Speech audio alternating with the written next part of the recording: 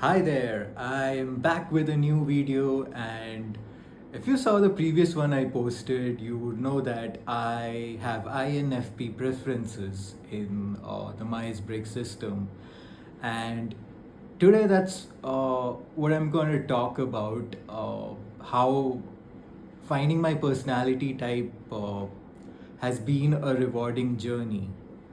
So I first took the test on the 16 personalities website, and guess what I got? INFJ hyphen T. Yeah, the hyphen is very, very, very important in that website. So, I took it when I was in business school. Yep, I was in business school. Yep. We had this module on understanding differences in people, like organizational behavior and stuff like that. So, MBTI, Big Five, and some other model was like taught as frameworks, and uh, so some of us, a bunch of us took this test. Like one guy just shared the 16 personalities website link on the WhatsApp because, well, everybody thinks that's the real MBTI test, right? So yeah, so a bunch of us who were interested took the test, and another uh, set of people were like, yeah, what crap is this? And, went back to their data analysis and marketing for industries and promoting their revolutionary soap. Yeah, whatever, or whatever shit that MBA students like to learn. But man, I was hooked in personality psychology. And I was like, wow, these are like really cool frameworks for understanding differences in people, which I felt like I was always intuitively attuned to. Like, why are people different? And like, there's something deeper going on inside our brains, and our brains are all wired differently. So it was kind of interesting to understand like how there are different types and different traits and all that. So when I took the test in the 16 personalities website, as I mentioned, I got INFJ-T. And at that time, I read the description, and it's like some of it resonated, like being an idealistic introvert, uh, kind of empathic, and mm, like uh, having like an idealistic vision for humanity and stuff like that. So that kind of resonated, but then again there was some other stuff maybe that didn't hit that hard. So I wasn't sure what to make of it. I thought it was interesting, but yeah, I wasn't obsessed about it. And then I saw like INFJ is like the rarest type in the world, and I was like, oh, cool. I would love to be the rarest type in the world. So yeah, might as well go with it. And then one of our business school professors was like, here in MBA, we are training you to be, no, not that we're training you to be. She said something like, yeah, in managerial business positions, ESTJ traits are the most valued, or something like that. And I was like, oh damn, but oh, at least I got the J in place.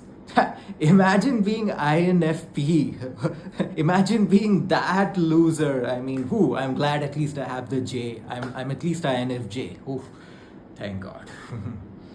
So, fast forward a few years later, and I was really not enjoying my corporate job. So, I mean, after my MBA, I got into like marketing and management positions and all, and I was really not enjoying my work, and like something inside was telling like this is not what I wanted to do in life. Like there was a feeling of emptiness, and I wasn't liking it at all.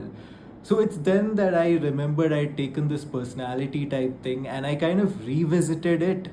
And this time I started reading about the cognitive functions. And when I read and understood the cognitive functions, the INFP cognitive functions kind of resonated more than the INFJ ones. So I kind of started leaning toward INFP, and I started reading the descriptions and all. Again, there was a lot of stereotypes that I didn't uh, completely resonate with, but looking at the cognitive stack of INFP, like FINE, SINTE, that was the one that was making the most sense than the INFJ one, which was completely different, right? The INFJ cognitive stack is NIFE, TINSE. So, yeah. And the thing may be like I probably resonated with a little part of the INFJ would have been the idealistic introvert thing. I mean, both the INFs have that in common, right? Like we have this kind of idealistic vision of how the world should be and like how we would like to live our lives and all, and then the reality sort of disappoints us. I mean, I've seen that as a common thread between both INFP and INFJ. So, yeah, that's what may have uh, put me like resonating with both the types. But as I said, the cognitive stack kind of lead me more toward INFP.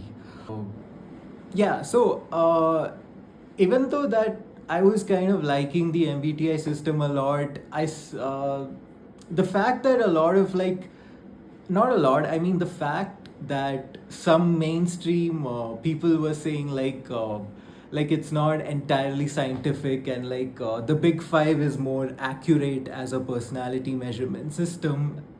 So that kind of confused me, and I didn't want to be like associated with that. So but then so that's the interesting thing. I mean, even though I tried to keep it at a distance, I kept coming back to it over the years. I mean, there was something about MBTI and Jungian psychology that was kind of resonating on a deeper level, and like many of my patterns were explained by the cognitive function model, so I couldn't ignore it. And then finally, last year, I decided to approach a few personality profilers whose YouTube content I had liked. I approached like, I think four of them. Yeah, one was I had approached before itself, and then four other personality profilers I approached, and guess what? All of them arrived at INFP for me. So that was kind of validating, and hearing them explain about the functions and how they view type uh, made me realize that it's okay if a model is resonating and it works, its growth strategies work for me. It doesn't matter whether other people consider it scientific or like bloody accurate or something like that. I mean, if something works for you, uh, it's good to embrace it. And I now have kind of a healthy relationship with personality type, because I don't consider the INFP thing as my whole identity. I don't put myself into a box thinking I am an INFP, so I can only be this and I cannot be that. I use it more as a tool to understand what's going on in my brain, the cognitive frameworks, and the patterns I'm going through.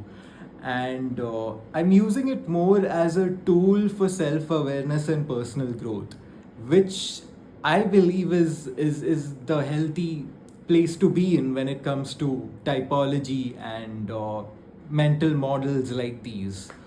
So, uh, yeah, I'm now in peace with it, and I absolutely love it right now, like personality psychology and MBTI. I mean, I'm part of certain type groups, like in Telegram. I'm part of certain type groups and all that. And there was something else I wanted to say. Mm. Yeah.